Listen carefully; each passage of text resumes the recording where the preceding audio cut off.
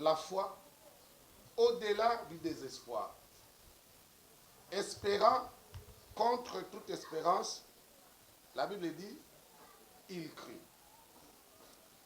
Je remercie Dieu pour nous avoir donné ce sujet de la foi. Vous parlez de la foi à quelqu'un, tout de suite, tout chrétien a tendance à dire, je crois en Dieu. Je crois au Seigneur Jésus comme Seigneur et Sauveur. J'ai la foi. On croit le fait de pouvoir confesser Jésus vous donne la dimension de la foi. Non. La confession de la foi est différente d'avoir la dimension prophétique ou les dons de la foi. Vous pouvez confesser la foi, c'est Romains 10, chapitre 10, verset 9 à 10, je pense. Or, la foi est confessée également dans Hébreux, chapitre 11, définie dans Hébreux, chapitre 11. Mais Romains vous dit, si tu confesses de la bouche le Seigneur Jésus-Christ, et si tu crois dans ton cœur, tu seras sauvé. C'est une première dimension de la foi, le salut. C'est ça la première dimension de la foi. Car c'est en croyant du cœur qu'on parvient au salut, et en confessant de la bouche qu'on parvient à la justice. Cette confession de foi, la dimension de la confession de foi, vous donne deux choses. Nous sommes sauvés par la foi pour avoir confessé Jésus. C'est une première dimension. Et la Bible dit, espérant contre toute espérance, il crut. Je crois que la foi n'est pas chose facile. Beaucoup la pénétrer et même beaucoup travailler sur cette forme de dimension de foi. Il faut beaucoup travailler. Souvent nous désirons, nous tous, entrer dans la victoire, connaître le succès. Qu'est-ce qu'il faut faire pour expérimenter la victoire, les succès et même les dimensions de gloire dans nos vies? Bien-aimés dans le Seigneur, pour commencer, je voudrais vous dire ceci. Rien de ce qui peut nous amener dans la dimension prophétique de la foi, rien ne peut venir ou s'écarter de la parole de Dieu. La première des choses, ce que nous devons savoir, c'est que toutes les dimensions de la foi sont prévues. Dieu a prévu tout dans sa parole. Dans sa parole. Moïse part, Josué reste. Dieu lui donne une instruction. Il dit à Josué que ce livre de la loi ne s'éloigne point de ta bouche. Médite-la. Médite cette parole. Jour et nuit. Jour et nuit. C'est alors que tu auras du succès dans tes entreprises. C'est alors que tu réussiras. L'essentiel est parfois considéré comme le primaire. Le primaire, la base de tout. On ne peut pas parler de la prospérité sans la parole de Dieu. Alors, à moins que ce soit en dehors de la foi.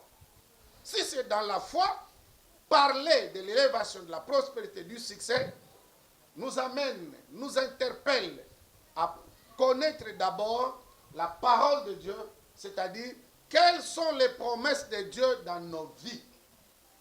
Dieu a-t-il des promesses pour moi, pour toi? Pour les connaître, lisez la parole. Nous devons, nous, accepter de devenir des grands lecteurs de la Bible. Aimer la parole de Dieu, c'est aimer Dieu. Aimer lire la parole de Dieu, c'est comprendre les promesses de Dieu. Aimer Dieu, c'est pénétrer toutes les promesses qui sont dans la parole. Vous voulez découvrir qui est Dieu? Qu'est-ce qu'il a fait? Qu'est-ce que Dieu est capable de faire? Il faut lire cette parole. La parole vous dira, voici, l'Éternel est mon berger. C'est ce qu'il a dit, je ne manquerai de rien. C'est la parole qui te dit, je ne manquerai de rien. C'est la parole qui te dira que quelque part, quelqu'un avait dit, jusqu'ici le Seigneur ne m'a pas abandonné. Ebenezer. C'est la parole qui te dit que l'Éternel n'abandonne jamais ses siens. Amen, amen.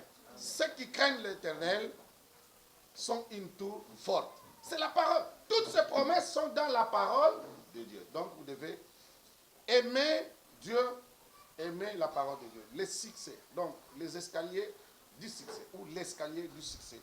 de la foi. Les escaliers de la foi. Amen. Donc, comme chaque situation a une solution particulière et chaque problème a une réponse particulière dans la Bible. Ton problème ce matin a une réponse dans la Bible. Amen, amen. Ton problème a une réponse. Je dis bien, la Bible, c'est ça,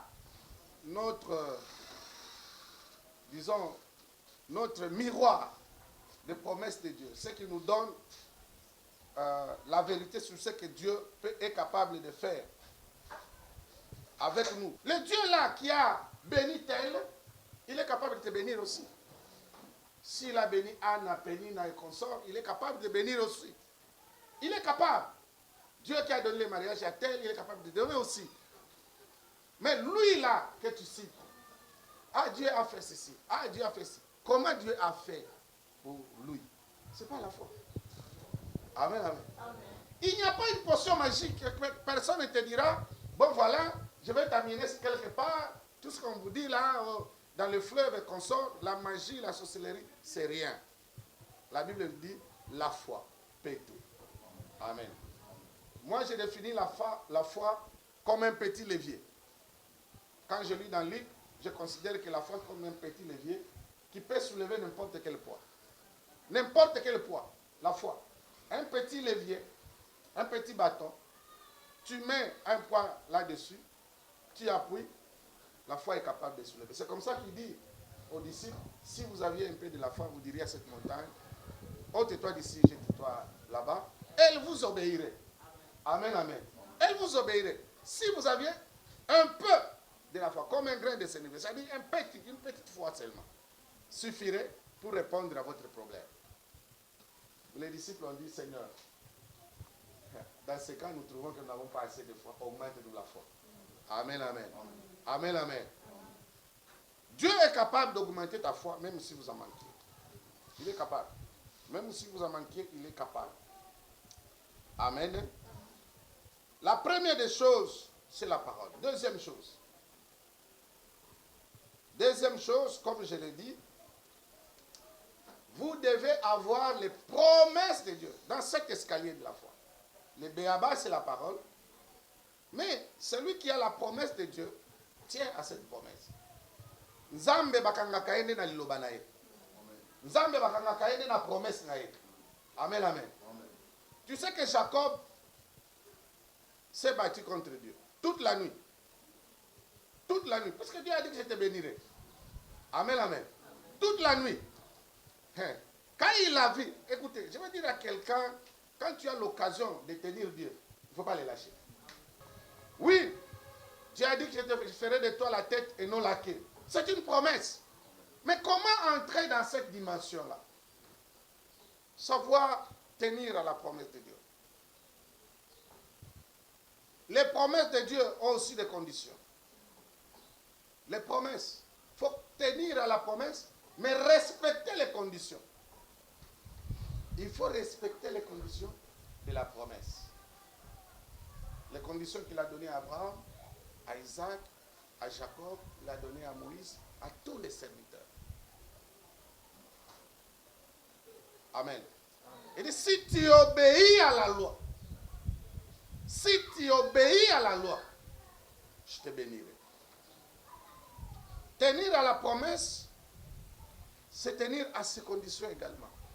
Parce que la promesse rend la vie. Psaume chapitre 19, verset 49 à 50. Quand j'ai dit la fois passée, l'espoir fait vivre. Le monde dit qu'il vit d'espoir, meurt de faim. Mais la Bible nous dit ici, la promesse de Dieu fait vivre. La promesse de Dieu fait vivre. Vous pouvez encore continuer à avancer malgré les difficultés parce que vous avez la promesse. Amen, amen. Amen. Sachant que là devant, là où vous allez, tu rencontreras Dieu là-bas. Dieu te donnera ce que tu cherches là-bas. Mais si tu n'as pas de promesse, pourquoi avancer dans les difficultés? Pourquoi avancer? Tu n'as aucune promesse, mais pourquoi toi tu avances? Mais reste là où tu es. Je n'avancerai que si je sais, j'irai avec Dieu.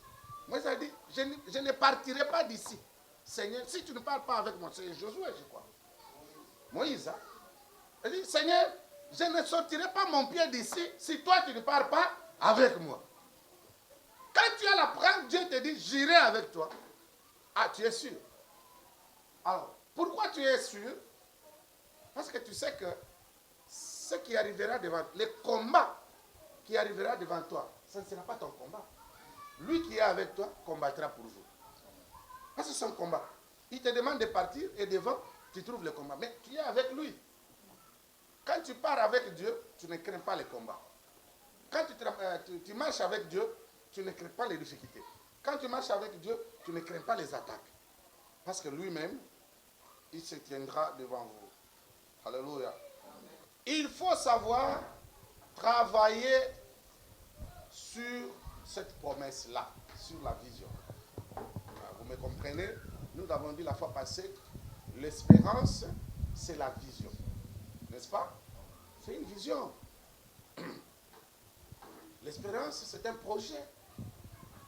Parce que la Bible dit, la foi, c'est une ferme assurance des choses qu'on espère.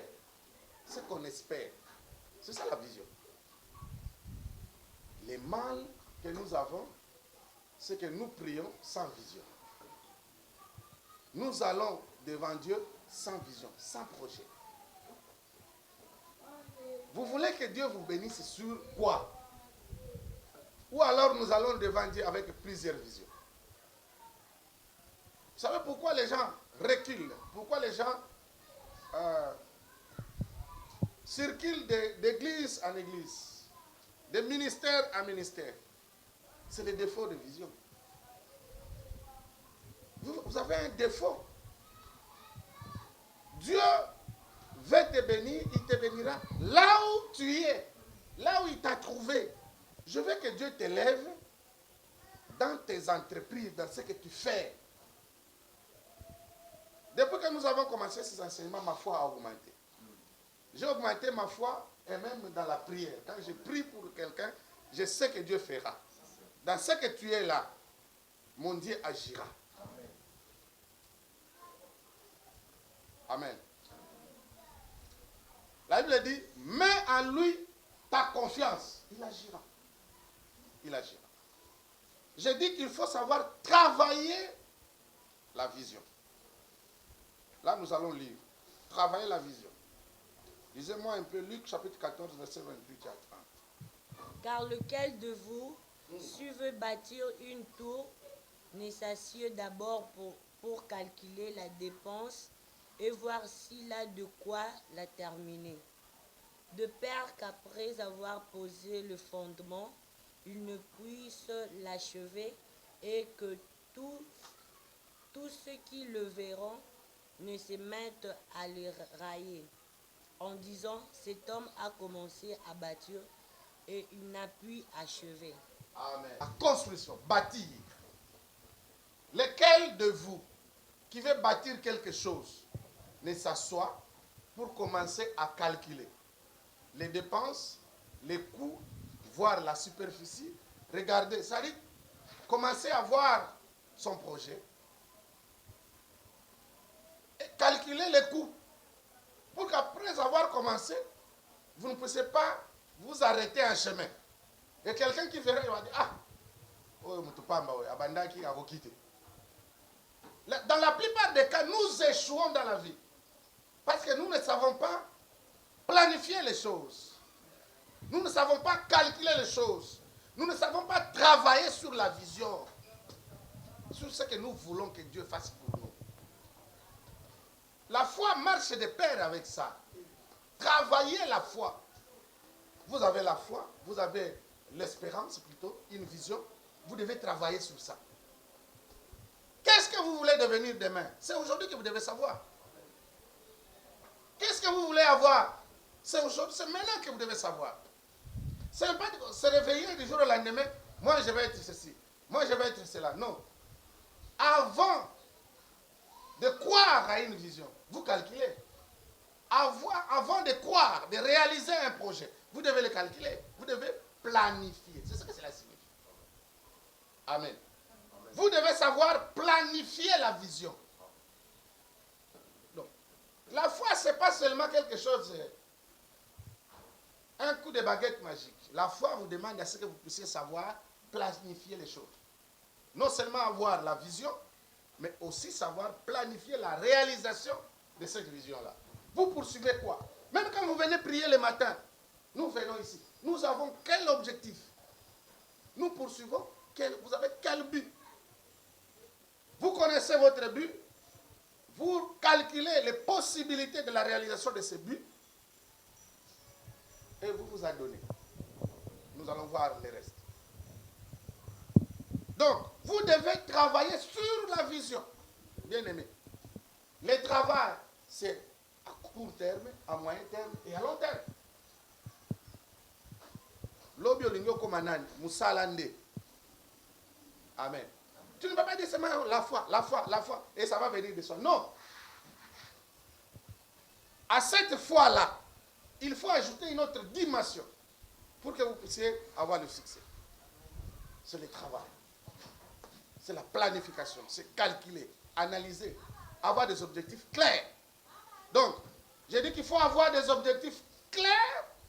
Il faut planifier et travailler. Que Dieu réalise la vision que vous avez dans la foi.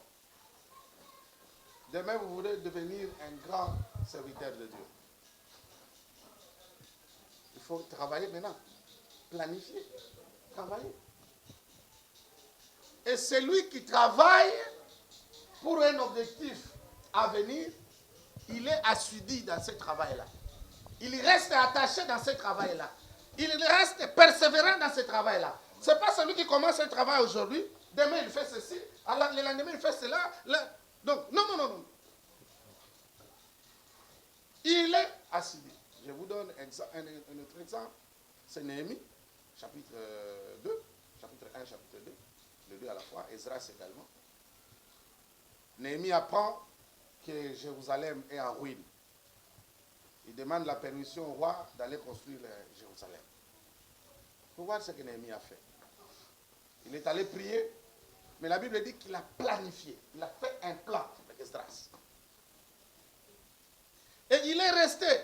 Il dit qu'il a veillé. La Bible dit qu'il veillait. Parce que dans la vision, il y a toujours des ennemis de la vision. Amen. Il y a des ennemis des objectifs. Tu peux commencer une chose, nous te sommes comme jalousie, comme envie, hein? Il y a beaucoup de choses. Tu commences une chose, mais les gens trouvent que toi non. Mais si tu laisses, celui qui trouve que toi tu ne mérites pas, il ne fera pas. Il ne fera pas. Et toujours comme ça dans l'église. Et même ailleurs.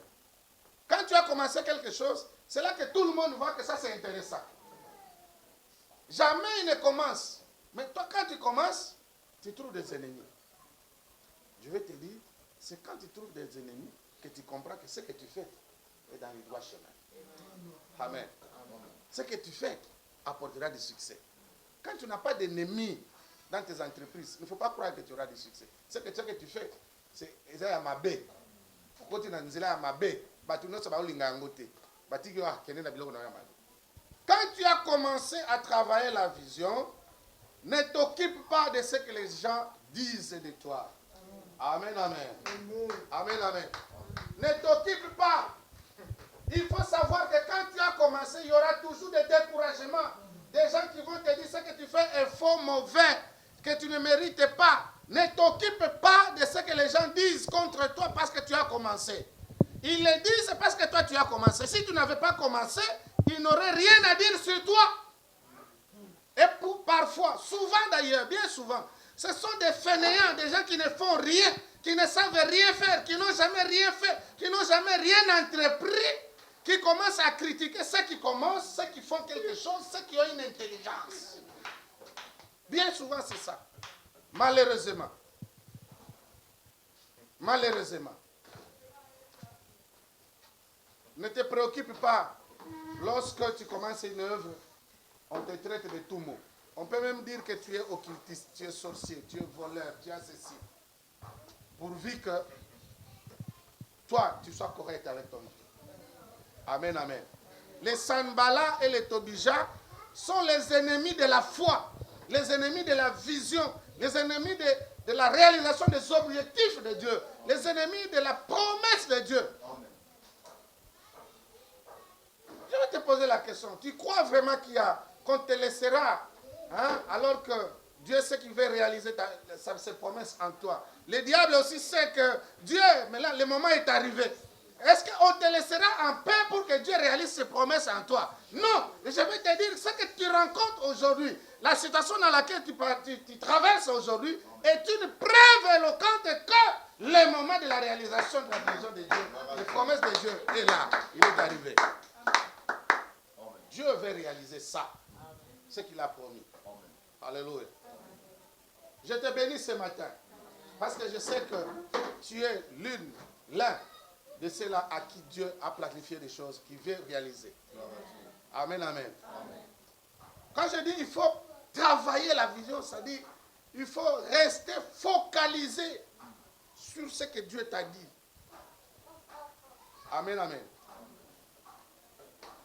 Quand vous lisez dans Proverbes chapitre 24, verset 27, ton attitude déterminera, détermine ce que Dieu veut faire.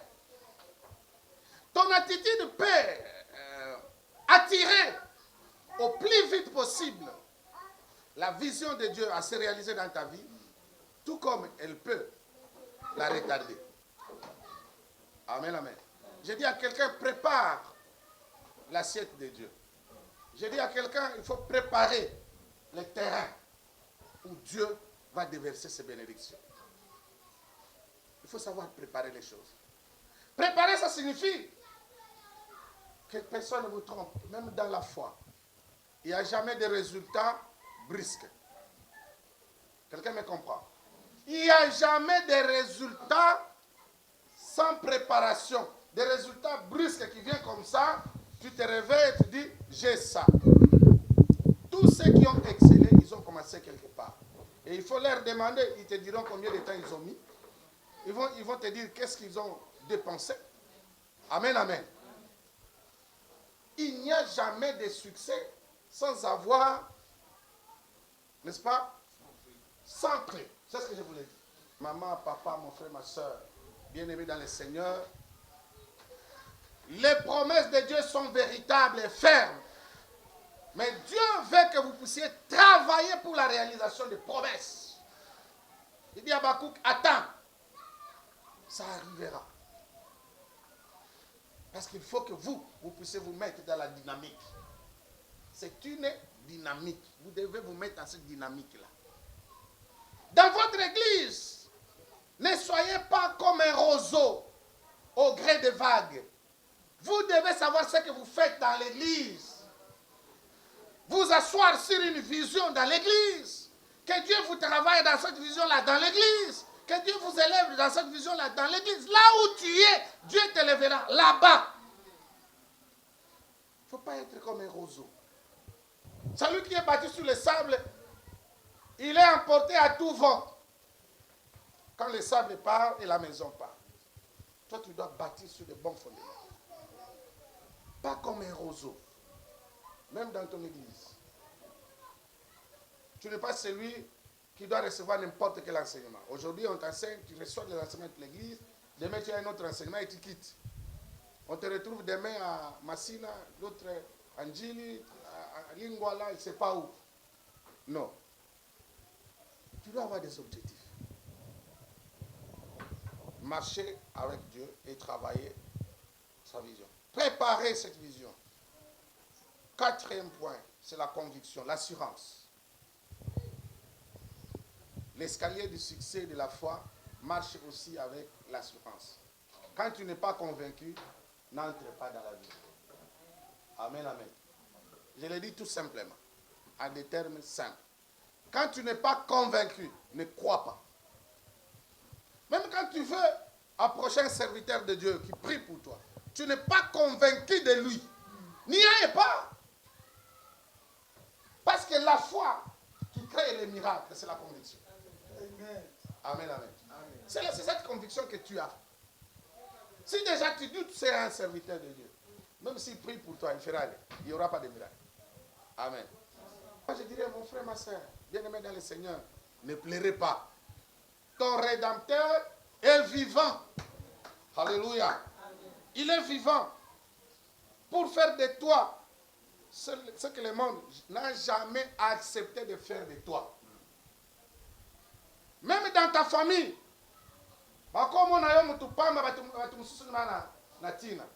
Mais ton Rédempteur est là. Il te dit ce matin, il est venu faire de toi ce que le monde n'a jamais accepté que toi tu deviennes. Amen, amen. Oyo mokili ndimela yo nanu te nde nzambe na ndiko sala. Oyo mokili endimate yo zwa. Oyo mokili endimate yo zala. C'est ce que lui veut faire pour que tu deviennes. Pendant que le monde dit que toi tu n'as jamais mérité ça, lui te dit c'est toi qui méritais. Amen, amen. Je vais dire qu'il va. Il dit dans Deutéronome, je te restituerai les années qu'on dévorait les souterrains. Amen, amen. C'est un degré de foi. Zamba linga zongisa yo, bolamu nyoso bungisa, kitoko nyoso bungisa, bana nyoso zanga. Parce que yenda za propriétaire nango, mokilité. Amen, amen. Alléluia. Amen. Conviction. Voici ce que Psaume dit. David dit en Psaume 23. Et ça, vous connaissez très bien. L'Éternel est mon berger. Je ne manquerai de rien. Si tu as Dieu comme ton berger, tu ne manqueras rien. Amen, amen. Tu ne manqueras rien. Mais au-delà de ça, il y a une phrase importante. Il y a une phrase importante. Il dit, quand je marche dans la vallée de l'ombre de la mort, je ne crains aucun mal. Car ton bâton et ta houlette me rassurent. Alléluia. Cette assurance-là, la conviction que quand tu es avec Dieu, tu es assuré. Amen, amen. Ton bâton et ta houlette me rassurent. Dans la marche avec le Seigneur, tu peux croire que le Seigneur t'a abandonné parce qu'il y a un bâton sur toi. Amen. Dieu a un bâton. Dieu a un bâton. Le bâton de Dieu vient te redresser souvent, assez souvent. Lorsque tu veux trébucher, t'écarter du droit chemin, c'est le bâton de Dieu qui te tape. Tape! Ah! Nana passe, l'autre qui passe. À ce moment-là, tu penses que Dieu t'a abandonné. Les difficultés commencent. C'est la houlette de Dieu. Amen, amen. Amen. Amen. Augmente ton niveau, ta dimension de la foi. Quand tu pleures, sache que c'est à ce moment-là que Dieu est à tes côtés. Quelqu'un me comprend?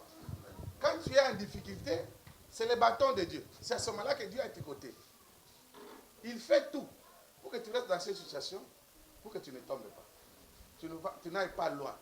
Parce que si tu te laisses, tu vas aller loin. Il te tape un peu, tu reviens. Et quand tu es revenu, Dieu continue. Il dit, continue la route. Amen, amen. Parce que c'est lui le bon berger.